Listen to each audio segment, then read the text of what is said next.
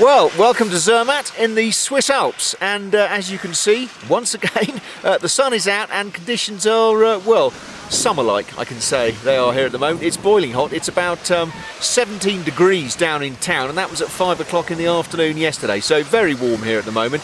But Zermatt is one of the highest resorts in the Alps. The skiing goes up to, well over 3,000 metres, 3,500 metres up on the Kleine Matterhorn, which is one of the highest areas in Europe. In fact, it's got one of the highest lift in the world up there on top of the glacier, but that tends to only run in the summer. Conditions here, well, as you can expect, it's pretty icy first thing in the morning, though it softens up round about lunchtime, and in the afternoon, well, there's some lovely spring skiing to be had, quite frankly. There are still some runs open all the way down to the village, believe it or not, but really only able to be skied because of all the work the Peace Bashers do, and it's a bit of a long walk into town, so quite frankly I've been taking the lift down. But conditions here are great. I mean, it's April, what do you expect? Not many people around, which is rather nice. The pistes are fairly empty, and well, we've just been whizzing around having a glorious April ski, and well, I thoroughly recommend this time of year. Obviously the skiing's not like February, but there's still plenty of fun to be had.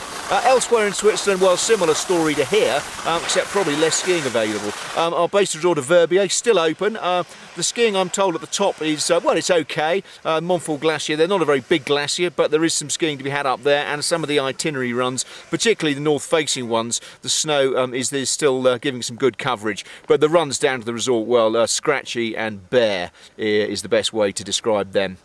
Really, you need a decent glacier resort. Some of the glacier resorts in Switzerland, Engelberg, that's got the Titlis Glacier at the top, and St. Moritz, they've got a bit of glacier skiing too. There's still some skiing to be had there, but much of the other resorts, well, it's spring conditions, and quite a lot have obviously now closed.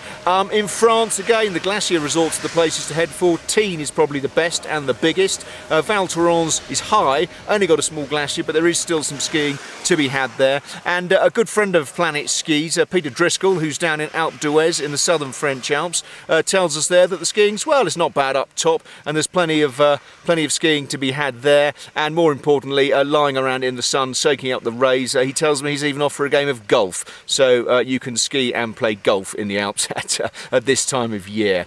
Italy, the same. Well, we got Cervinia, which is over to my right over there, just the other side of the Matterhorn, which I'm sure you can recognise behind me there. Possibly the most famous mountain in the world, certainly the most recognisable mountain in the world. Anyway, Cervinia, the skiing there, well, again, at the top it's good, down below it's grotty actually.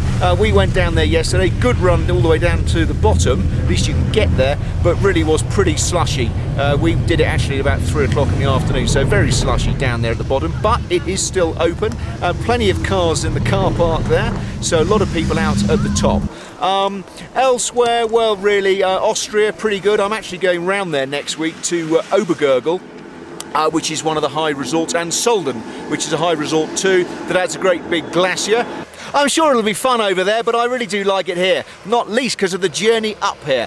We took the train up from Zermatt, the village, up to the Gornergrat, which is one of the, well, as far as I'm concerned, one of the greatest ski lifts in the mountains, really. Takes quite a while, about half an hour as the train chugs its way up the mountain, going around the contours of the slope, but the views really are quite spectacular. You do ideally need to sit on the right of the train as you go up, because you get the best views from the right-hand side, but it is a spectacular journey up, and I'd thoroughly recommend it just for the ride itself. Indeed, a lot of people do it just for the ride itself, and then when they get to the top, have a bite to eat or coffee, and then get the train back down again.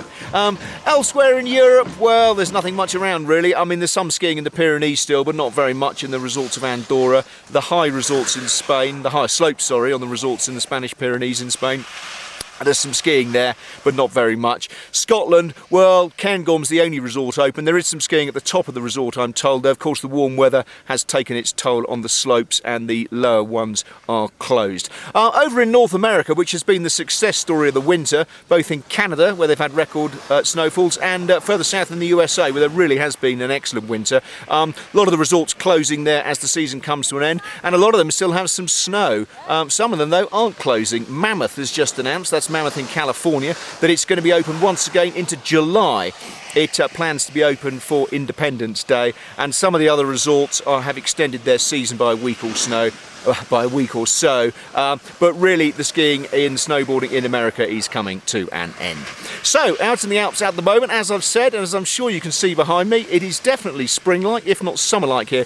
Very, very warm indeed. But there is some good skiing to be had at altitude, and of course the ski resorts at this time of year, well, are great places to be. There's lots to do, and very, very relaxing indeed. As I said, I'm off to Obergurgl and Soldern in Austria in a couple of days' time, and well, in about 3 weeks' time, I'm off to the Hintertux Glacier in Austria, beginning of May. So that's where I finish my season, and I'll be reporting from all those places over the coming weeks. James Cove, Planet Ski in Zermatt.